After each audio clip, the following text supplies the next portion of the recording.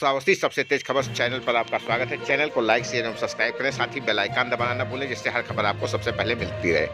बौद्धस्थित श्रावस्ती में पहुंचे पूर्व मुख्यमंत्री अखिलेश यादव, जहां पर उन्होंने लोटस होटल में की प्रेस वार्ता।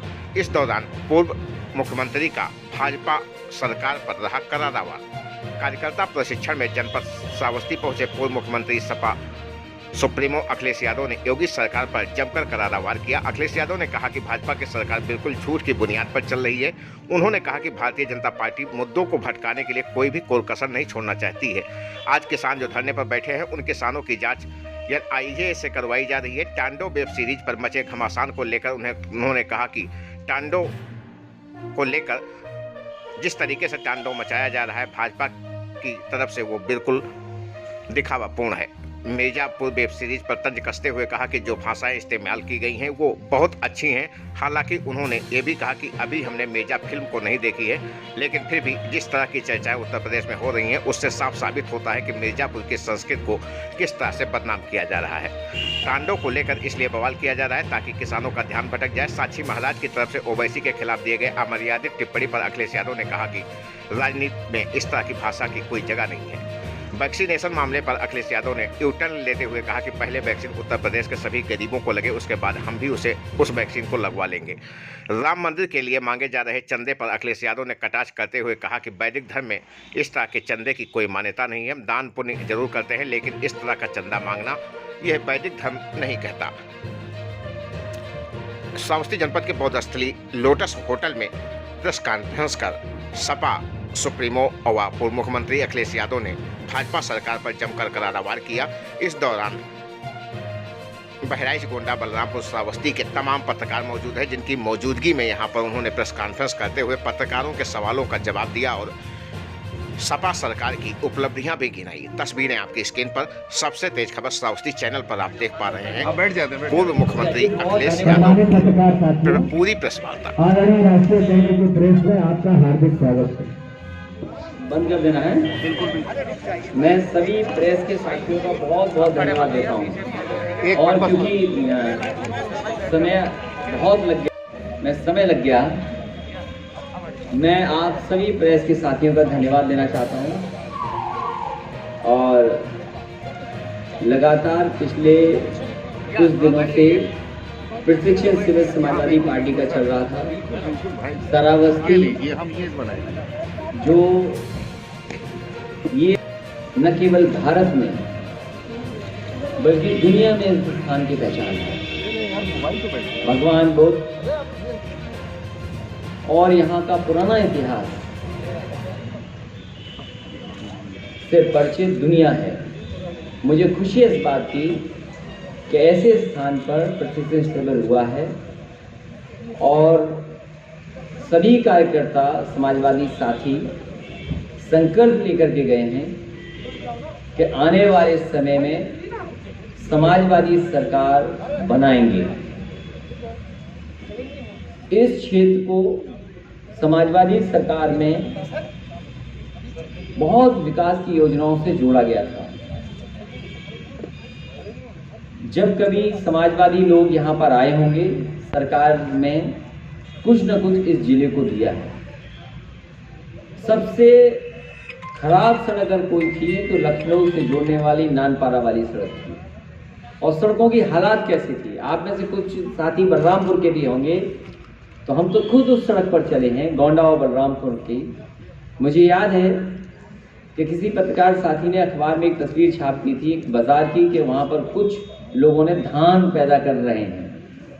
तो मैंने उसी दिन कहा और अधिकारियों से कि ऐसी सड़क बना दो कि जो लोग धान उसमें बोए हैं, जब तक जीवित रहें तब तक सड़क खराब ना हो। और शायद उसी का परिणाम है कि गोंडा बलरामपुर सीमेंट कंक्रीट की सड़क बनी हो इस जिले में, या नानपारा वाली डबल लेन पेड शोल्डर जो कांग्रेस के ज़माने में सेंट्रल योजना और स्टेट की गवर्नमेंट के फंडिंग से थी।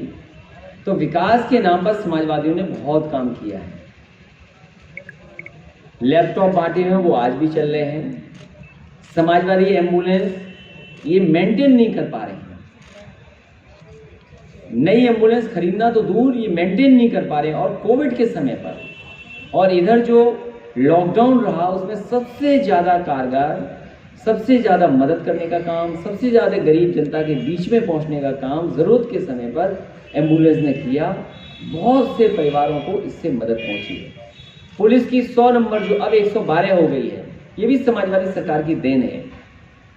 इसके मेंटेनेंस के लिए या नई गाड़ी खरीदने के लिए कोई सरकार ने इंतजाम नहीं किया, वही पुरानी गाड़ियां और केवल नाम बदल देना। तो समाजवादी पार्टी लगातार किसानों के लिए काम करती रहेगी। और ये इलाका तो वो धान का है, धान मिलें भी हैं, पुरानी भी रही हैं, गन्ने का भी क्षेत्र है और भरमार है इन चीज़ों की, चीनी मिलों की। मुख्यमंत्री जी जहाँ जाते हैं कहते हैं 1 लाख से ऊपर हम करोड़ पैसा दे चुके हैं किसानों को। हर भाषण में कहते हैं 1 लाख से ज़्यादा दे चुके हैं, कई प्रदेशों के बजट से ज़्यादा दे चुके हैं। लेकिन ये बताना भारतीय जनता पार्टी भूल जाती है, उनके मुख्यमंत्री भूल जाते हैं कि अभी भी किसानों का बकाया पैसा है और इस महंगाई में गन्ने की कीमत बढ़ जानी चाहिए थी, नहीं बढ़ी है।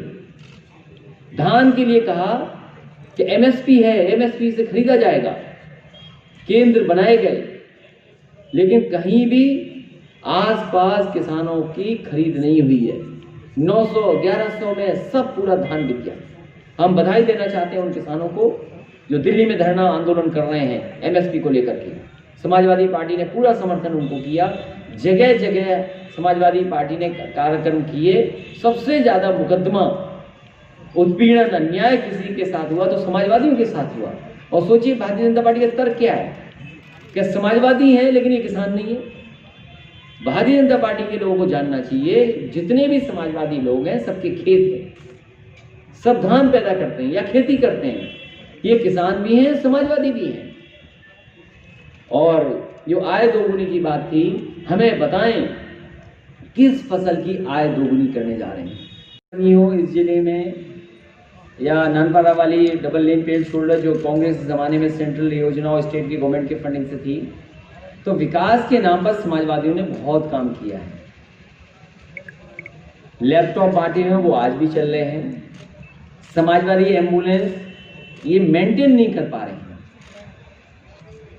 नई एम्बुलेंस खरीदना तो दूर, ये मेंटेन नहीं कर पा रहे हैं। और कोविड के समय पर और इधर जो लॉकडाउन रहा उसमें सबसे ज़्यादा कारगर, सबसे ज़्यादा मदद करने का काम, सबसे ज़्यादा गरीब जनता के बीच में पहुंचने का काम ज़रूरत के समय पर एम्बुलेंस ने किया। बहुत से परिवारों को इससे मदद पहुंची है। पुलिस की 100 नंबर जो अब 112 हो गई है, ये भी समाजवादी सरकार की देन है। इसके मेंटेनेंस के लिए या नई गाड़ी खरीदने के लिए कोई सरकार ने इंतजाम नहीं किया, वही पुरानी गाड़ियां और केवल नाम बदल देना। तो समाजवादी पार्टी लगातार किसानों के लिए काम करती रहेगी। और ये इलाका तो वो धान का है, धान मिलें भी हैं, पुरानी भी रही हैं, गन्ने का भी क्षेत्र है और भरमार है इन चीज़ों की, चीनी मिलों की। मुख्यमंत्री जी जहाँ जाते हैं कहते हैं 1 लाख से ऊपर हम करोड़ पैसा दे चुके हैं किसानों को। हर भाषण में कहते हैं 1 लाख से ज़्यादा दे चुके हैं, कई प्रदेशों के बजट से ज़्यादा दे चुके हैं। लेकिन ये बताना भारतीय जनता पार्टी भूल जाती है, उनके मुख्यमंत्री भूल जाते हैं कि अभी भी किसानों का बकाया पैसा है और इस महंगाई में गन्ने की कीमत बढ़ जानी चाहिए थी, नहीं बढ़ी है। धान के लिए कहा कि एमएसपी है, एमएसपी से खरीदा जाएगा, केंद्र बनाए गए, लेकिन कहीं भी आसपास किसानों की खरीद नहीं हुई है। 900 1100 में सब पूरा धान बिक गया। हम बधाई देना चाहते हैं उन किसानों को जो दिल्ली में धरना आंदोलन कर रहे हैं एमएसपी को लेकर के। समाजवादी पार्टी ने पूरा समर्थन उनको किया, जगह जगह समाजवादी पार्टी ने कार्यक्रम किए। सबसे ज़्यादा मुकदमा उत्पीड़न अन्याय किसी के साथ हुआ तो समाजवादियों के साथ हुआ। और सोचिए भारतीय जनता पार्टी का तर्क क्या है कि समाजवादी हैं लेकिन ये किसान नहीं है। भारतीय जनता पार्टी के लोगों को जानना चाहिए जितने भी समाजवादी लोग हैं सबके खेत हैं, सब धान पैदा करते हैं या खेती करते हैं, ये किसान भी हैं, समाजवादी भी हैं। और जो आय दोगुनी की बात थी, हमें बताएं किस फसल की आय दोगुनी करने जा रहे हैं। भारतीय जनता पार्टी कोई भी ऐसा मौका नहीं छोड़ती जिससे ध्यान न हटा दिया जाए। ये तांडव पे भारतीय जनता पार्टी के लोग इसलिए तांडव कर रहे हैं, सरकार इसलिए तांडव कर रही है क्योंकि वो किसान के मुद्दे को जिंदा नहीं रखना चाहती। किसान वो आंदोलन कर रहे हैं, बताइए उन्हें आतंकवादी बोले, एनआईए से जांच करा रहे हैं, क्या है? और फिर तांडव पे ही क्यों? हम और आप सबके पास वो प्लेटफॉर्म्स हैं, उन प्लेटफॉर्म पे देखिए। हमने आपने मिर्जापुर देखा, क्या मिर्जापुर में कितनी शिष्टाचार वाली भाषा थी, कितने शिष्टाचार वाले शब्द आए थे। वो लगता कोई ऐसा उत्तर प्रदेश का रहा होगा जहां से उस शिष्टाचार की भाषा निकली है। और भी हैं सीरियल्स, न जाने कितने होंगे ऐसे। तो ये तांडव पर इसीलिए कर रही है भारतीय जनता पार्टी की सरकार, जिससे किसानों का मुद्दा हट जाए, बेरोजगारी का मुद्दा हट जाए, उन पर सवाल नहीं हो। उन प्लेटफॉर्म पर न जाने कैसे कैसे चल रहे ऐसे ऐसे कार्यक्रम है जिनके बारे में हम आज सोच नहीं सकते। बयान नहीं आया है, उसको लेकर के क्या होना चाहिए? देखिए, मिर्जापुर में एक्टिंग तो अच्छी थी, भाषा थोड़ी खराब जरूर रही होगी। हम तो देख नहीं पाए, समय नहीं मिला, पूरा नहीं देख पाए। लेकिन एक पंचायत है एक प्रोग्राम सीरियल, तो वो तो मैंने भी देखा। और ऐसा प्रधान होना तो बड़ी खुशनसीबी होती है। आजम खान प्रधान हो सर, आजम खान आज उन पे बहुत से मुकदमे लग रहे हैं। विपक्ष ये कई लोग ये इल्जाम लगा रहे हैं कि आजम खान पर समाजवादी कोई तवज्जो नहीं दे रही। उनकी जो वाइफ छूटी वो अपने दम पे छूटी, समाजवादियों ने कोई नहीं। तो क्या मतलब आजम खान को दूध की मक्खी की तरह किनारे कर दिया जाएगा? कुछ बातें हैं जी, जिनको कोई नहीं कह सकता। समाजवादी पार्टी, समाजवादी नेता आदरणीय आजम खान साहब के साथ पूरी खड़ी है, पूरी ईमानदारी से उनके परिवार की मदद कर रही है। पहले दिन से विधानसभा हो, विधान परिषद हो, लोकसभा हो, लोकसभा में स्पीकर से मिलने मैं और आदरणीय आजम खान साहब खुद गए थे। और जो डीएम, एसपी के बारे में समाजवादी पार्टी ने कुछ सवाल उठाए थे, जो आईपीएस थे वहां पर, उन्हीं आईपीएस ने समाजवादी पार्टी के एमएलसी पर मुकदमा दर्ज कर दिया दिल्ली हाई कोर्ट में। पहले दिन से हम कह रहे हैं कि जितने मुकदमे मोहम्मद आजम खान साहब के और उनके परिवार पर लगे हैं, सब झूठे मुकदमे हैं, सब फर्जी हैं, और केवल इसलिए कि उन्होंने अच्छा काम कर दिया यूनिवर्सिटी। मौलाना जोहर यूनिवर्सिटी बनाने और वहां पर विकास कराने की वजह से भारतीय जनता पार्टी ने साजिश कर षड्यंत्र करके और अधिकारियों के माध्यम से मुकदमे उन पर दर्ज कराए। समाजवादी पार्टी उनके परिवार की पूरी मदद करेगी और लगातार मदद करती रही है, करेगी। लड़ाई जितनी लड़नी होगी, कानूनी लड़ाई लड़ेंगे। और हमें उम्मीद है जिस तरीके से उनकी पत्नी विधायक वो आई है वापस, हमें उम्मीद है आने वाले समय में उनका पूरा परिवार छूट जाएगा, मुकदमे भी खत्म होंगे। बहुत ही पुराने सुना सरानी से लेकर के उनका इतिहास उठा करके देखें। जो नाम बदलने वाले लोग हैं, जो नाम बदलना चाहते हैं, वो नाम ही बदल सकते हैं, काम नहीं कर सकते हैं। मोहम्मद आजम खान साहब ने काम करके दिखाया है। वो इस पीढ़ी के लिए नहीं, अगली पीढ़ी के लिए समाजवादी पार्टी नाम नहीं बदलने देगी। और जितना नुकसान उस यूनिवर्सिटी का किया है, समाजवादी सरकार बनेगी, उससे अच्छी यूनिवर्सिटी उसको बनाने का काम करेंगे। कि जितने भी ये प्रशासन के लोग हैं, इनके जो कर्मचारी अधिकारी हैं, कहीं से भी कुछ कमी निकालते हैं। आप देखिए, किसी के भी इनके अधिकारी हैं जो चाहे सो निकाल लें। 30 साल पुराना, 20 साल पुराने मामले जमीन के, ये जमीन के मामले इन्हीं के अधिकारियों के निकाले हुए हैं। साजिश कर करके उनके खिलाफ भी कार्रवाई हुई है। आप देखिए कितनों के घर तोड़े जा रहे हैं। आप जितने लोग बैठे हैं, जो लोग गांव में रहे होंगे या जो पुराने कस्बे में रहे होंगे, दादा परदादा से जो बना होगा, किसी का नक्शा नहीं पास होगा। यहाँ ये जो बिल्डिंगें बनी हैं, कई बिल्डिंगों के नक्शे नहीं पास होते होंगे। तो ये जानबूझ करके लोगों को परेशान करने की साजिश रची है सरकार, डराने का काम कर रही है, खतरा पैदा करने का काम करे। जिस तरीके से अमेरिका में डर और खतरे के सहारे देखो हालत क्या हुई बाद में लोकतंत्र की। ये डर और खतरा बता करके समाज में जहर घोल रहे हैं, नफरत घोल रहे हैं। एक छोटा सा सवाल, और भारतीय जनता पार्टी के न जाने कितने गैर कानूनी मकान बने होंगे। ये चाहते हैं कि समाजवादी सरकार आए, सबके नक्शे नापे जाएं और तोड़े जाएं। कल एक समाजवादी पार्टी विकास की राजनीति कर रही है, लोगों को जोड़ने की राजनीति करती है, लोगों को आगे तरक्की और खुशहाली के रास्ते पर ले जाए। सड़कें बनाएं, ये समाजवादी पार्टी का काम है। यूनिवर्सिटी बनाएं, समाजवादी पार्टी का काम है। बिजली सही उपलब्ध कराएं, चीनी मिलें लगाएं, ये समाजवादी पार्टी का काम है। 22 में उत्तर प्रदेश में एक नया राजनीतिक समीकरण बन रहा है। ओवैसी की उत्तर प्रदेश में एंट्री आखिर कितना प्रभाव डालेगी? समाजवादी लोगों ने बहुत लड़ाइयाँ लड़ी हैं और 2017 का रिजल्ट हमने पलट करके देख लिया है। और क्योंकि आप बहराइच, श्रावस्ती, सिद्धार्थनगर, बलरामपुर, गोंडा की राजनीति को अच्छी तरह समझते होंगे। मैंने बूथ बूथ उठा करके देख लिया, पन्ने पलट करके देख लिया। हमें केवल समझाना है और पूरा ये जिले आसपास के समाजवादी पार्टी जीतेगी, ऐतिहासिक सीटें जीतेगी। बीजेपी राम मंदिर पर चंदा मांग रही है, क्या राम सिर्फ बीजेपी के हैं? समाजवादी पार्टी का मानना है हम जितने भी हिंदू लोग हैं हम दक्षिणा देते हैं। हमारी वैदिक जो परंपराएं हैं, जो हमारी ट्रेडिशंस हैं, उसमें दक्षिणा देने की परंपरा है, चंदा वसूलने की परंपरा नहीं है। और आप तो सोचो जरा, हिसाब किताब देखिए, एक उप मुख्यमंत्री हैं, उन्होंने कभी पर्ची छपवा ली थी शायद चंदे की, उसमें मुकदमा दर्ज था उन पे।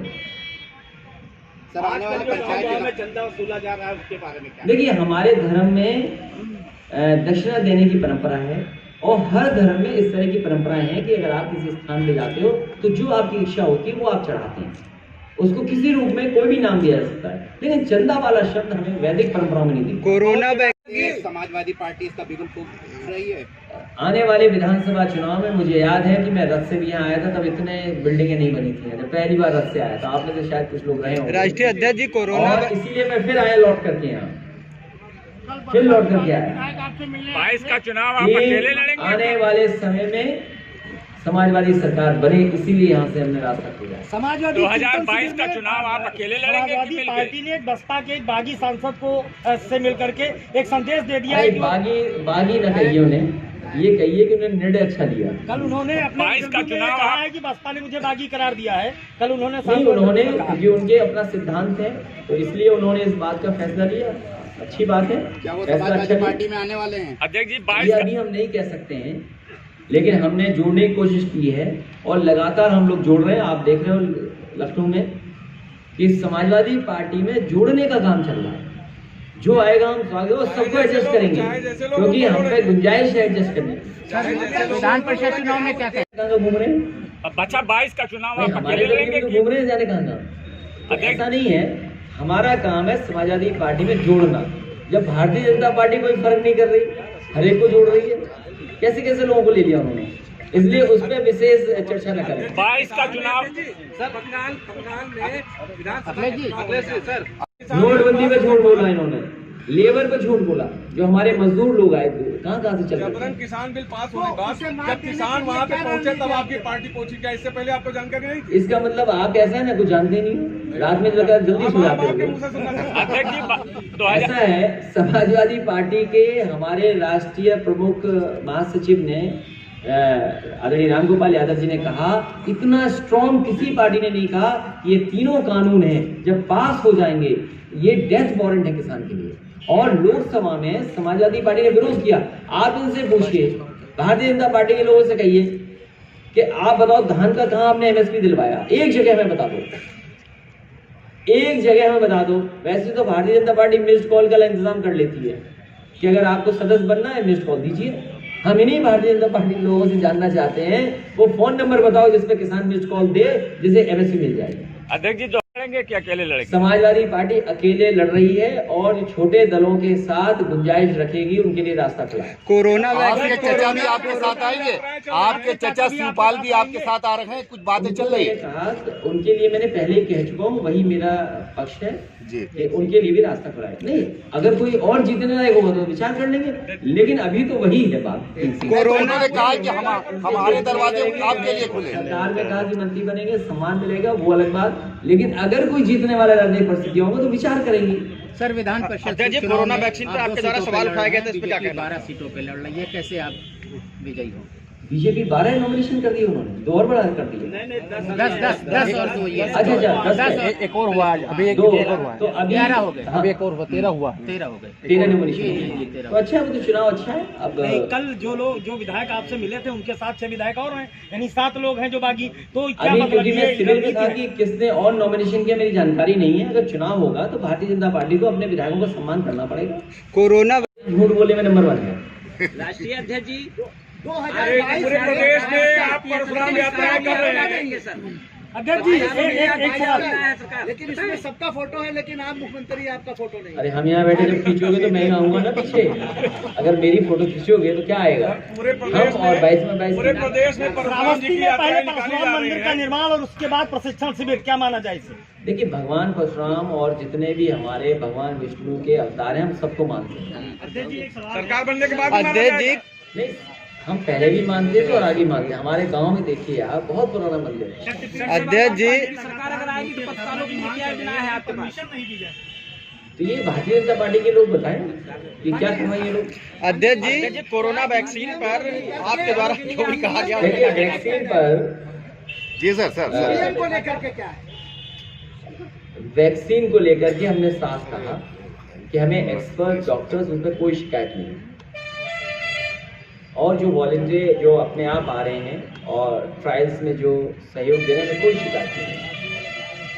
शिकायत केवल इस बात की है कि भारतीय जनता पार्टी की सरकार है वो बताए कि कब गरीबों को मुफ्त में फ्री वैक्सीन लग जाएगी और पूरे के पूरे प्रदेश के लोगों को किस तारीख तक वैक्सीन लग जाएगी। मान लीजिए अमेरिका है, सबसे ज्यादा लोगों की जान गई है, वहाँ के राष्ट्रपति कह रहे हैं कि 100 दिन में हम 100 मिलियन वैक्सीन लगाएंगे। आप सोचिए, बलरामपुर, श्रावस्ती, बहराइच और गोंडा कितने लगाएंगे वैक्सीन, ये बताइए। कितने दिन में लगा देंगे 100% हमारे गरीबों को? सबसे क्या पहले फ्री आपने लगाएंगे कि नहीं लगाएंगे? सबसे पहले आपने वैक्सीन का विरोध किया था, अब क्या आप यू टर्न ले रहे हैं, क्या मतलब है? जिस तरीके से अभी बयान नहीं, जो अभी आपने कहा, इससे पहले आपने कहा हम बीजेपी की वैक्सीन नहीं लगवाएंगे। हमने कहा, हाँ, अब उसकी वो अगली लाइन भी सुन लीजिए। हाँ, अगली लाइन सुनिए। हमने कहा कि पहले भारतीय जनता पार्टी सरकार ये बताए कि हमारे गरीबों को फ्री वैक्सीन कब तक लग जाएगी और सबको कब तक लग जाएगी, वो भी समय बताएं। और आने वाले समय में 1 साल बाद हमारी सरकार बन रही है, हम सबको फ्री लगाएंगे और हम भी लगवा लेंगे। गरीबों को वैक्सीन फ्री नहीं लगाना चाहते। आपके वैक्सीन के सवाल पर रुधौली के विधायक हैं, अयोध्या से आए थे भ्रमण पर बलरामपुर, उन्होंने कहा कि अखिलेश यादव जी को बिना कुछ किए ही राजनीतिक विरासत मिली है, तो इस पर आप क्या कहेंगे? हाँ, वो बात ठीक कह रहे हैं। बहुत जानकार होंगे, बहुत समझदार नेता होंगे हैं? अपनी पार्टी से नेताजी, अखिलेश जी ये बताइए कि चाचा ने आपके कहा कि ईवीएम के सहारे बीजेपी बेईमानी कराकर चुनाव जीत रही है, आपका क्या कहना देखिए, है? समाजवादी पार्टी के दिए हुए लैपटॉप आज भी चल रहे हैं। ऑन करोगे तो हम और सही दिखाई दे रहे हैं। दिखाई दे रहे कि नहीं दिखाई दे रहे? माननीय अध्यक्ष जी, पत्रकारों को लेकर के आप क्या कह तो रहे हैं? आप सोचिए, अमेरिका जैसे में सवाल उठते हैं, वहाँ भी वोट बैलेट से पड़ता है। अभी बनारस में वोट बैलेट से पड़ा, बीजेपी हारी कि नहीं हारी? तो अभी लोगों को भरोसा नहीं है। इसको लेकर आप क्या विरोध कर रहे हैं? मैंने वर्कर से कहा कि सरकार बनाइए, फिर इसको आगे ले जाइए, क्योंकि उलझिए मत। आप पहले हराइए भारतीय जनता पार्टी को अपना वोट डालकर। ये इस बार इतना वोट पड़ेगा कि ईवीएम भी रिकॉर्ड करेगी, देखना। हमारे सवाल का जवाब जो अभद्र टिप्पणी की जा रही है, जो हमारे यहाँ से शब्दों का इस्तेमाल किया जा रहा है, उस पर आप क्या कहेंगे? देखिए, ये भाषा राजनीति में इस तरह की भाषा की कोई जगह नहीं होनी चाहिए। माननीय अध्यक्ष जी, राजनीति में इस तरह की भाषा की कोई जगह नहीं होनी चाहिए। 2022 कि आपको भी जेल भेज देंगे, ये सबसे बड़ा मुद्दा है। किसी को भी जेल भेज सकती भारतीय जनता पार्टी, किसी पे भी झूठ के मुकदमे लग सकते हैं। और मुख्यमंत्री जी ने, उप मुख्यमंत्री ने और सबने अपने मुकदमे वापस ले लिए। यानी मान लिया जाए कि समाज